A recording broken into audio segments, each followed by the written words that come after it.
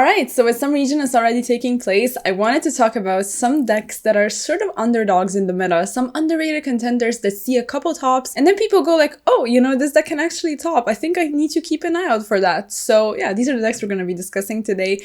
Please chime in with your thoughts and just let me know what you think are some of the best contenders on this list and which decks should make the list. It is only top 5, but a lot of decks are seeing play right now because we are in a very diverse format. So if you enjoyed this video, make sure to like it as well. And please share all your thoughts in the comments.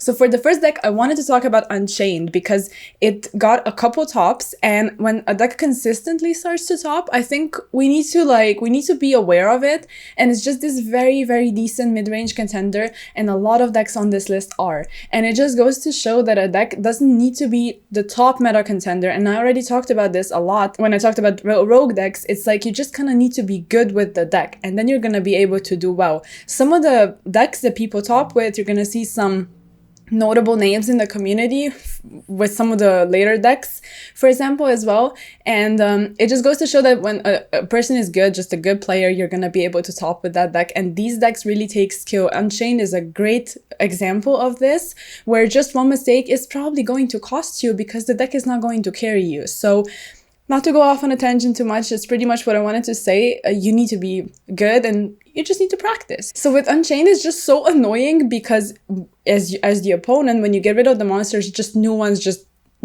storm the field. So you would need to find ways to actually deal with the deck with sending stuff or banishing monsters, which is not always going to be the case. And yeah, it's just kind of hard when the deck has that little, like, I guess, thing about it where if you destroy it, like, new monsters are gonna pop up. So it's hard to deal with, and it makes it much better going first because of the new support and just overall sort of the interactions that it has with the meta. Like, it's able to link summon with the opponent's stuff, and you play non-engine as well to compete. You don't have a hard time going second at all. Some builds also play like Kaiju Slumber and a lot of Kaijus, and I just think the deck is really cool. It looks really fun, and I think it's a very, very strong contender in the meta, actually. And it is kind of underrated still, so people need to be aware of it, I think. And the next one on the list, this one is really like, I have people in my comments going like, oh, you know, Rescue Ace is topping, like, it is here, and 100%. Rescue Ace was sort of perceived by the community as this deck that maybe isn't that great, and I still don't think it's the best one, don't get me wrong, but I feel like we kind of disregarded it a bit because we figured that it's not going to be, I guess, the success from the OCG is not going to translate here as well, because over there obviously they have Max C, and Rescue Ace is able to compete in the meta because it doesn't really lose to it, but it can play it. And I still think that with the Snake Eyes support, it's going to be much, much better, but it is very decent right now. And I just think it looks really cool. Your extra deck is pretty much utility, so your main deck does most of the heavy lifting, no pun intended.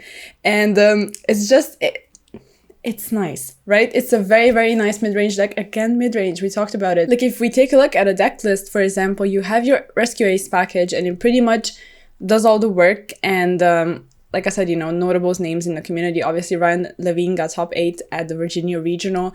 And then you have just a bunch of non-engine and obviously Pot of Prosperity for consistency as well. And then this huge utility that is your extra deck.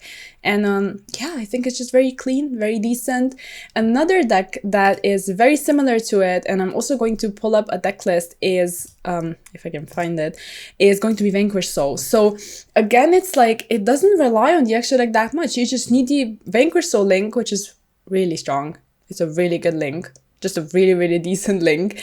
And then you pretty much, like, this build, for example, actually plays Revolution Synchron and the Synchros as well. So it just goes to show that this kind of deck can just evolve in so many different directions. People just need to really pay attention to it. And I keep looking down. I'm looking at all the utility cards that I also wanted to talk about, because obviously you utilize your attributes. So Ash is great. Kashtira Fenrir obviously is great as well. And looking at the main deck monsters, just they are very decent removal. Like, they are just good cards. And Vanquish Soul does feel like it's quite fair. It is quite a fair deck. Like I said, none of these decks on the list are like, you know, the meta is established. There is Kashtira, Pearly, Dragon Link, all of that. But these ones are just very nice contenders. And sometimes you're going to find yourself in a matchup that's just very favored for your particular rogue-ish strategy. And yeah, with this one, for example, like you get to draw a bunch, you draw into your all your like engine and hand traps, and you just overwhelm your opponent with resources, and it's not always that easy to go up against Vanquish, so I think we shouldn't sleep on it. And another deck list I will be pulling up, and I think this is the 4th deck on our list, is Chimera. And I'm saying only Chimera because I have a couple different deck lists for you guys, so you can take a look at them. It's a great budget-friendly deck. I think you need to invest into it because it's literally like costing you around 20 euros to get the Chimera stuff. And people said that, yeah, then you have to get like branded fusion and everything else, but it's not that expensive.